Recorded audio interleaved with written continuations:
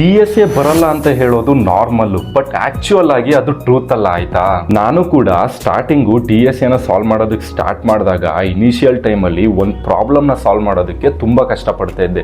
Minimum ಒಂದು ಪ್ರಾಬ್ಲಮ್ನ solve ಮಾಡೋದಕ್ಕೆ more than 1 hour ತಗೋತಾ ಇದ್ದೆ. ಗೊತ್ತಾ, ನೀವೆಲ್ಲರೂ ಅನ್ಕೋಬಹುದು ಏನು ಬ್ರೋ ಕೂಡ ನಮ್ಮ ಥರನೇ 1 hour ತಗೋತಾ ಇದ್ರೆ ಸಾಲ್ವ್ ಮಾಡೋಕ್ಕೆ ಅಂತ.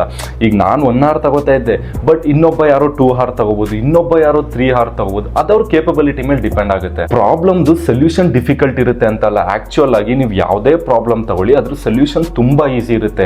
But the way of thinking ಇರುತ್ತಲ್ಲ, ಪ್ಯಾಟರ್ನ್ ಥಿಂಕಿಂಗ್, ಅದೇನಾಗಿರುತ್ತೆ ರಾಂಗ್ ಇರುತ್ತೆ. DSA ಪ್ರಾಬ್ಲಮ್ಗೆ ಸೊಲ್ಯೂಷನ್ ಬರೋದಕ್ಕೆ ಸೀಕ್ರೆಟ್ ಏನ್ ಗೊತ್ತಾ? ಇರೋದು ಒಂದೇ ಸೀಕ್ರೆಟ್. ಆ ಸೀಕ್ರೆಟ್ ಏನಂತ ಅಂದ್ರೆ ಪ್ಯಾಟರ್ನ್ ರೆಕಗ್ನೈಸೇಷನ್ ಅಂತ. ಪ್ಯಾಟರ್ನ್ ರೆಕಗ್ನೈಸೇಷನ್ ಅಂತ ಅಂದ್ರೆ ಏನು? ಈಗ ಒಂದಿಷ್ಟು ಬಂಚ್ ಆಫ್ 100 to 200 ಪ್ರಾಬ್ಲಮ್ಸ್ ಇರುತ್ತೆ. ಆಯ್ತಾ, ಆ 100 to 200 ಪ್ರಾಬ್ಲಮ್ಸ್ ನ ಸಾಲ್ವ್ ಮಾಡೋದಕ್ಕೆ ನೀವೇನ್ ಮಾಡ್ಬೇಕಂತ ಅಂದ್ರೆ ಬರೀ ಒಂದು 12 ಪ್ಯಾಟರ್ನ್ಸ್ ನ ಕಲಿಬೇಕು.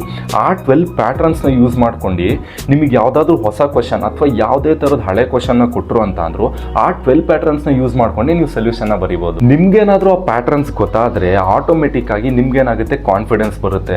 ನಿಮ್ಗೇನಾದ್ರೂ ಆ ಕಾನ್ಫಿಡೆನ್ಸ್ ಬಂತು ಅಂತ ಅಂದ್ರೆ ನಿಮಗೆ ಯಾವುದೇ ತರ DSA ಪ್ರಾಬ್ಲಮ್ ಕೊಟ್ಟರು ಅಂತ ಅಂದ್ರು ಅದಕ್ಕೆ ಸೊಲ್ಯೂಷನ್ ನ ಬರೀತೀರಾ. ನಿಮ್ಗೇನಾದ್ರೂ ಆ ಪ್ಯಾಟರ್ನ್ಸ್ ಲಿಸ್ಟ್ ಬೇಕು ಅಂತ ಅಂದ್ರೆ DSA ಅಂತ ಕಮೆಂಟ್ ಮಾಡಿ, ಆಟೋಮೆಟಿಕ್ ಆಗಿ ನಾನೇ ಆ ಲಿಸ್ಟ್ ನ ಸೆಂಡ್ ಮಾಡ್ತೀನಿ. ಇಫ್ ಇನ್ ಕೇಸ್ ಏನಾದ್ರೂ ನೀವು ಇನ್ನೂ ನನ್ನ ಅಕೌಂಟ್ನ ಫಾಲೋ ಮಾಡಿಲ್ಲ ಅಂತ ಅಂದ್ರೆ ಫಾಲೋ ಮಾಡ್ಕೊಳ್ಳಿ. ಆ್ಯಂಡ್ ಈ ರೀಲ್ನ ನಿಮ್ಮ ಫ್ರೆಂಡ್ಸಿಗೆ ಶೇರ್ ಮಾಡಿ.